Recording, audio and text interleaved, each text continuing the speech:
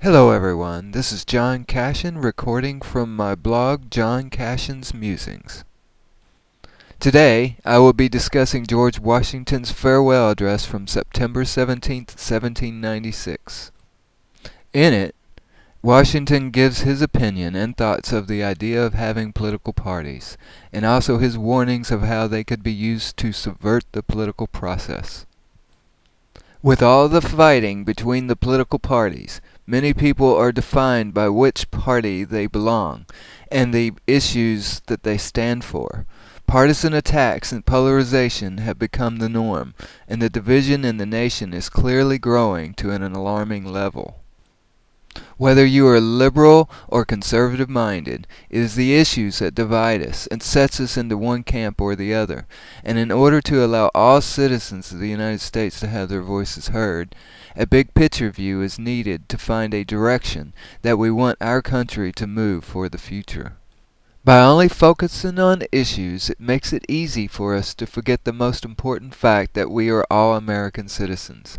which have many differing ideas, and this fact will remain no matter what issues we decide are the most important to each of us. George Washington may have been onto something when he said in his farewell address in 1796, "The unity of government, which constitutes you one people, is also now dear to you. It is justly so, for it is a main pillar in the edifice of your real independence, the support of your tranquillity at home, your peace abroad, of your safety, of your prosperity, of that very liberty which you so highly prize." Washington was highlighting what was created, and the pride that came from forming a federal government that guaranteed the wishes for independence, tranquility at home, protections from foreign intervention, and the prosperity for its citizens.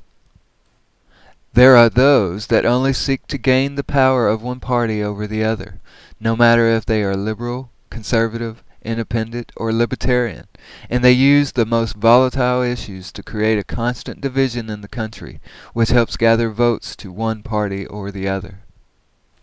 Washington also had something to say about this as well.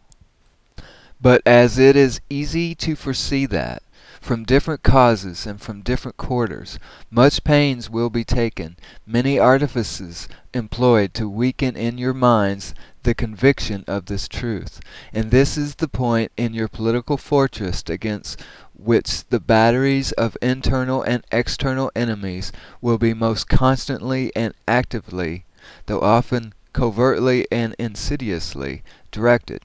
It is of infinite moment that you should properly estimate the immense value of your national union to your collective and individual happiness, that you should cherish a cordial, habitual, and immovable attachment to it, accustoming yourselves to think and speak of it as the palladium of your political safety and prosperity,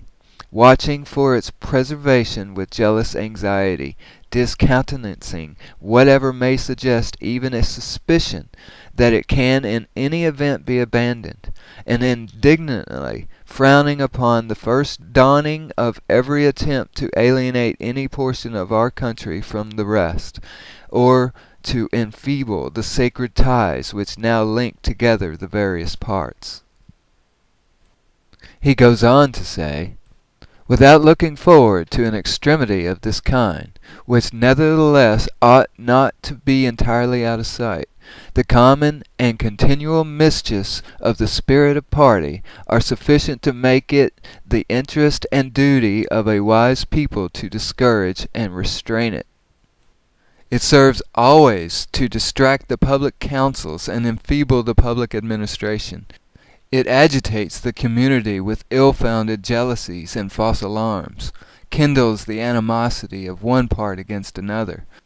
foments occasionally riot and insurrection. It opens the door to foreign influence and corruption, which finds a facilitated access to the government itself through the channels of party passions. Thus the policy and the will of one country are subjected to the policy and will of another.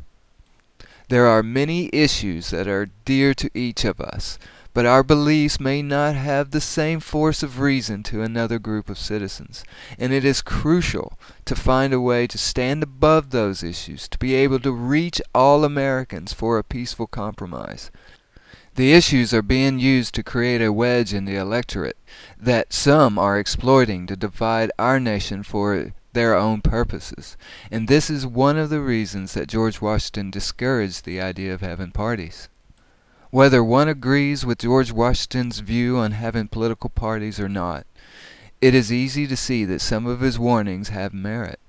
There are many that believe ceasing the hostilities erupting across the nation today is a worthy cause, and by seeking out and exposing the methods employed by those that seek only to divide us for personal gain, we may learn to find ways to bring our divided nation together again.